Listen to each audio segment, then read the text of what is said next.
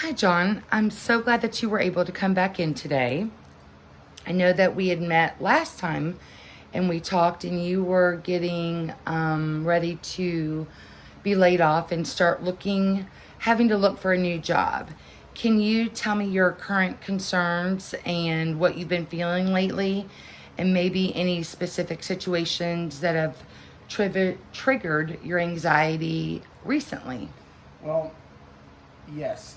Um, Again, I'm feeling overwhelmed by the pressure of trying to find a new job, especially with the thought of not being qualified for any positions that are out there.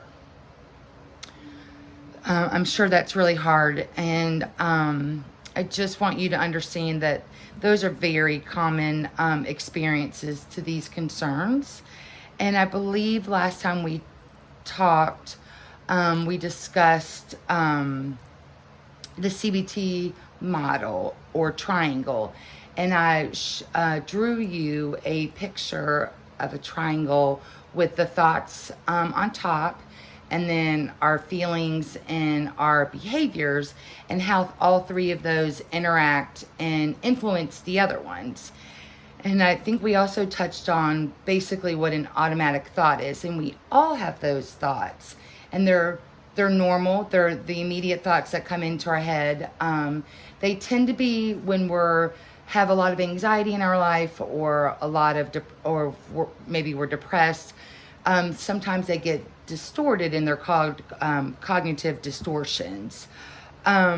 With that being explained again, can you tell me what some of your automatic thoughts were or feelings were that you were experiencing when you felt like you were unqualified? Sure. I've been feeling a sense of inadequacy. I'm worried that I'm not going to be able to support my family, and that this is just the beginning of a lot of problems. Sure. I'm sure this is scary and hard, and all of those things. And I'm sorry that you're experiencing this. When you have these thoughts, it seems that they're significant in impacting your emotions and behaviors. How have you been able, or how have these thoughts influenced your approach to your job search process? Well, I've been trying to apply to jobs, but I'm only applying to jobs that seem very simple. I'm afraid that, or I'm avoiding jobs that I feel like are too technical now, and that I am, underqualified and no longer needed. So it's scary. There's probably lots of jobs I should be applying to, but I just kind of feel like, no, I'm not qualified. Sure, I get that. Like I said a little bit earlier, those are cognitive distortions. It's our automatic thoughts when we feel low aren't always positive. But in saying that, let's look at the accuracy of these thoughts. Can you recall any time or instance that either can support your thought process of you being unqualified, or contradict the idea that you lack the necessary qualifications for these roles? Probably contradicting all my fears, because, I think any of my jobs in the past, I didn't know that. I didn't know all the skills, or had all the skills coming in. And I've been told that I've always been eager to try new things, or I'm able to quickly adapt. It's just scary. I would like to say it shouldn't be a problem, because I've got proof that I didn't know things and were able to tackle them. But because of all the depression and all the anxiety that goes with trying to find a job, I guess that's the biggest problem, is that I'm fearing that I don't have the skills, when in fact I've proven myself wrong. Not that I don't have the skills, but proven the fact that I can learn new skills. Absolutely. And that's great perspective. I'm so glad that you were able to kind of challenge those beliefs and thoughts and realize that you've been given good feedback along the way from previous employers. And that's a wonderful a way to look at it. And it helps challenge us in those thoughts and feelings that then our thoughts help with our feelings that then help with our behaviors. So the more that we're able to realize that, the better off we are. And that's a wonderful perspective. And to be truthful, I guess any opportunity I've had to have a phone screen or a job interview has been helpful, because I sit there and I think, I'm not qualified, I can't do it. And then when I'm talking to these people, they ask me about instances or examples, I'm able to prove myself wrong. And that does help validate the fact that I am still needed. It's just one of those scary things. Until something comes along, I'm going to continue to think that I'm no longer needed because one employer said, we have to get rid of your position.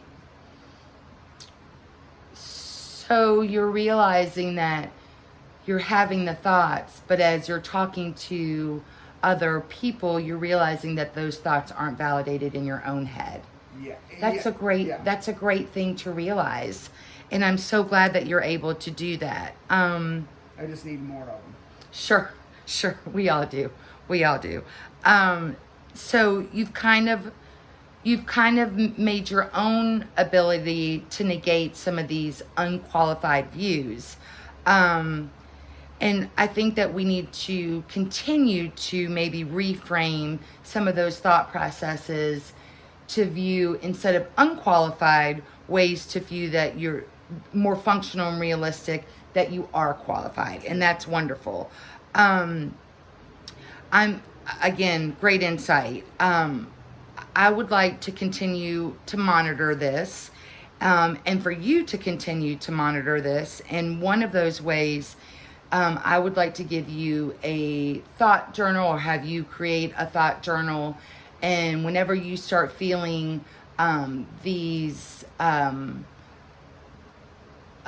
cognitive distortions, that you're able to, like you just said in this conversation, able to recognize that stop, this is not true, in ways that you can either argue for that particular thought process or against it.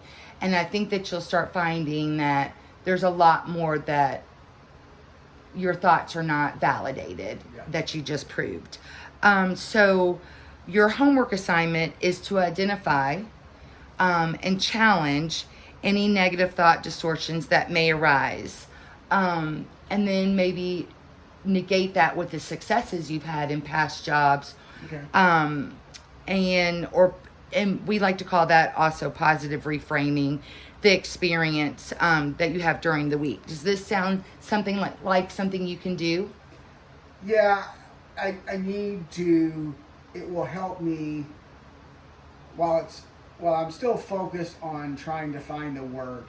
It does put it more into a positive perspective, in that I'm accomplishing something, because that's another part that's really happening right now, is when there's not any kind of action taking place, I'm feeling like helpless. What am I doing? Nobody wants me. And if I'm doing something that is working towards some sort of goal, it does put things a little bit more positive. Well, that's great. So when we started the session, you, on a scale of 1 to 10, 10 being the highest with your anxiety, you, I believe, said it was a 9.